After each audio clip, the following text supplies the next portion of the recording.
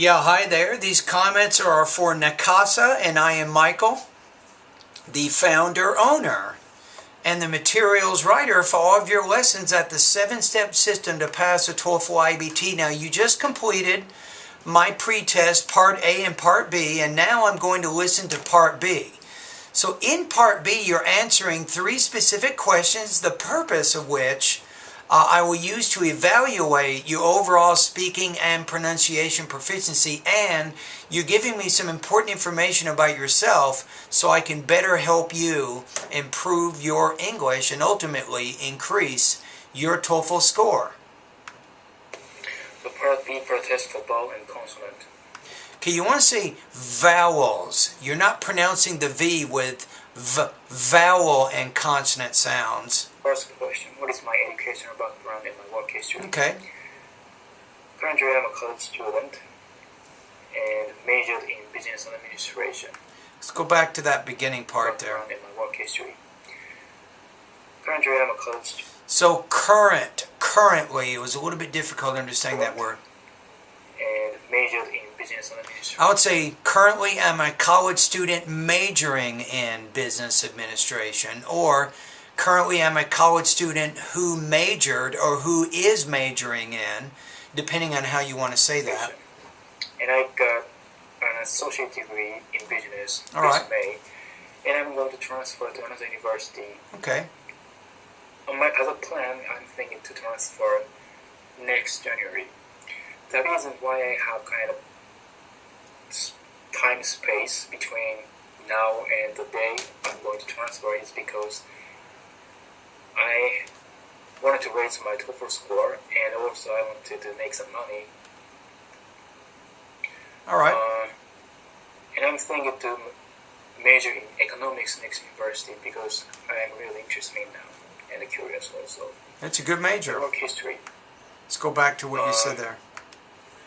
And I'm thinking to major in economics next university because I am really interested in now and curious. I would say I'm really interested in that major. Yes, also. My work history. I used to work as a residential assistant at the previous college, and I made a really good relationship with students and their parents, professors, and residential directors through the job.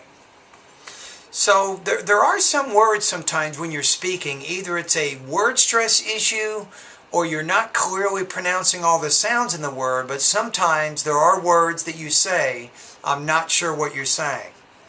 I was required to make like 3 programs per semester to interact with students or to educate them or to just be, to be friends with them.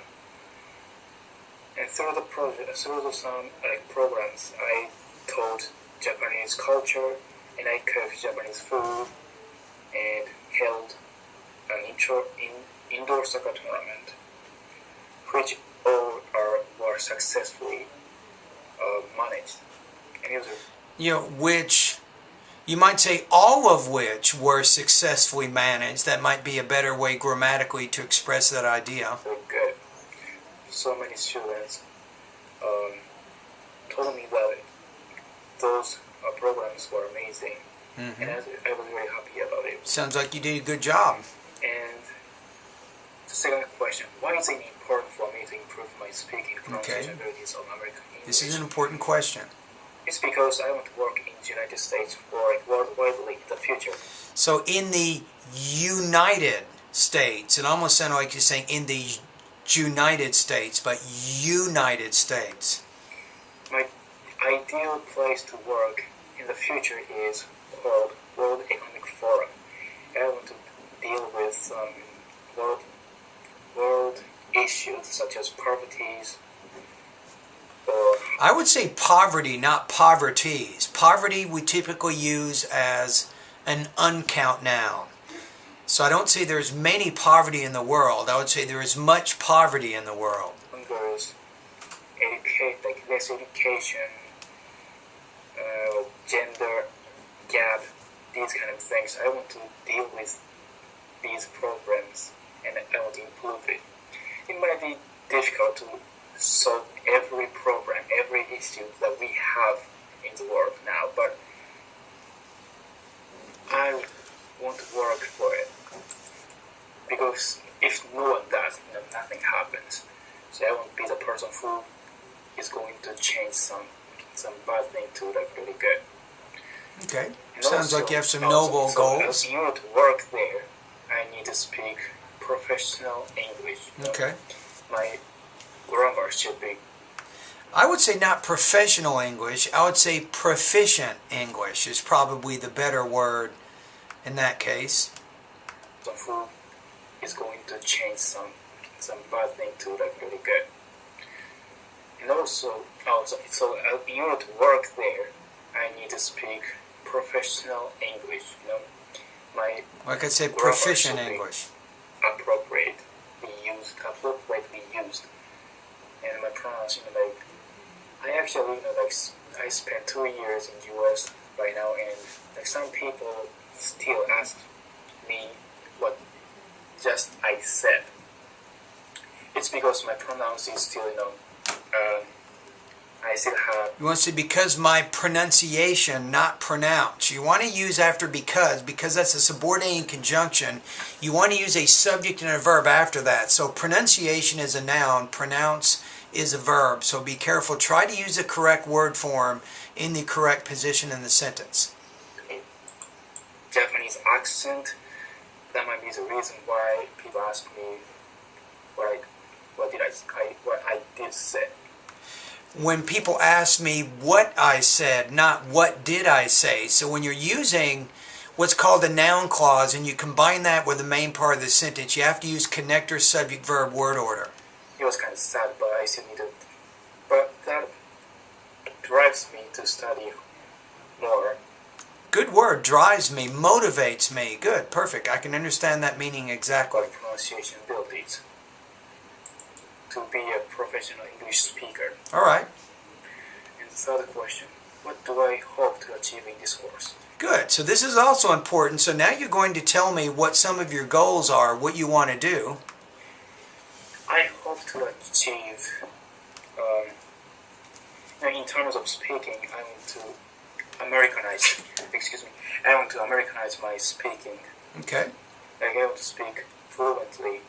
Now, one way to do that, if you want to speak more naturally and you want your pronunciation to match more the sounds and the speaking of American English, watch American movies, listen to American music.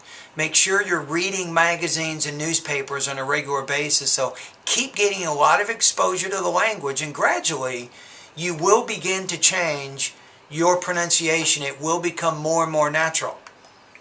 In terms of writing, I actually really like to write English. Actually, you want to say, actually, I really like and read. And I'm able to do that. But when I face these kind of exams, such as TOEFL, or TOEFL, especially TOEFL, it's really, I feel more difficulties. And that's because you're just not natural yet. You haven't had enough exposure to the language to where you're talking more naturally like a native speaker. But with practice and time, you will speak more naturally. And I'm taking this exam because maybe I'm anxious or I'm nervous about this exam. But in terms of writing, a lot of people are nervous when they take the TOEFL exam, but remember this: if you prepare, you will not be as nervous, you'll be more confident. So preparation is the key to help you reduce the anxiety you have about the exam. I want to add some metaphors or rhymes, to make my essays interesting. Now, I do have, to help you with your pronunciation, in my pronunciation videos, there are a lot of practice exercises that you can do to improve your pronunciation of American English. So make sure you go through those videos, go through those practice exercises, start recording some of your pronunciation online. I have 2 different websites where you can record your speaking and pronunciation.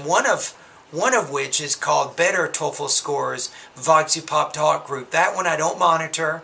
I don't evaluate anything there, but you should start posting recorded responses there because you want to become more aware of your pronunciation and you can track your improvements over time. Now, secondly, I have my 7-step system to pass a TOEFL IBT Voxipop discussion group. That's the one that you posted here. This is the one where I evaluate your pronunciation and your speaking practice test. To read. In terms of reading, I still need to increase my vocabulary to understand things easily. But through these courses, I'm offered to learn so many words to build my vocabulary. Okay. And remember, to help you with your vocabulary, I got 4 suggestions. Vocabulary lesson number 3, vocabulary lesson number 4, vocabulary lesson number 5, and vocabulary lesson number 6. If you can learn the words in those 4 specific lessons, you will improve your overall academic vocabulary by 1,700 words. And that's going to help you a lot with both your speaking, your writing, your reading, and also your listening. So, I'm really looking for... I would say I'm really interested, not interesting. You want to use here passive meaning. I'm interested in learning more. So it kind of has a passive meaning. Now if you say I am interesting, you're just saying that you are an interesting individual who is interesting to other people. Before to learning the TOEFL or just English through you. All right. And hopefully I can get about 100 in 3 months or in 2 months or so. All right. It's possible. It's going to be tough. To get over 100 takes a lot of work. I've already given you a lot of suggestions. Now what I want to do right now, I'm going to go ahead and give you an intelligibility score. So how easy or difficult is it for native speakers to understand what you're saying? So this is important because when you're doing the TOEFL IBT speaking section, you want to make sure the IBT human raters can understand you. Now I'm going to put you at intermediate level right now. Now 1.1 out of 7 would be a high beginner in terms of your speaking. A 7.0 out of 7 would be a native speaker in terms of speaking. You're kind of in the middle. I'm going to put you at about 3.4 out of 7. Part of the difficulty is your word choice. Sometimes choosing the correct word, choosing the correct grammar, being able to fully express your ideas using both vocabulary and also grammar. You're a little bit limited right now. So you want to keep working on improving both your vocabulary and your grammar. In terms of your pronunciation, you do have some pronunciation difficulties, as I pointed out. It's sometimes distracting to native speakers. So that's why I gave this score I did. Now you'll notice in the Voxipop link I put in there, I also put a link to my Pronunciation Proficiency Continuum rubric so you can learn more about your speaking. So you can click on that rubric back where you recorded your response to learn more about your speaking and your pronunciation of American English. But anyway, nice to meet you. I'm telling you, just watch me here. You can reach your goal. You will reach your goal. The question is, how long will it take you to reach your goal, right? Hopefully within 90 days. Now, I can't guarantee anything. But you want to work hard, give it your best effort, follow my suggestions. Now, I'm going to tell you a quick story. One of my students, Carlo, he just took the TOEFL exam a few weeks ago, and he scored 113 out of 120. He used the course for about 3 months, just like what you're going to do. Now, his score before he started was around 95. So he went from 95 to 113 in 90 days. That's actually very good progress for him. Now, I'm not comparing you to Carlo. Everybody's different. But work hard, trust me. If you follow my plan, follow my course, follow my lessons, follow my suggestions, you will improve your academic English language. All right?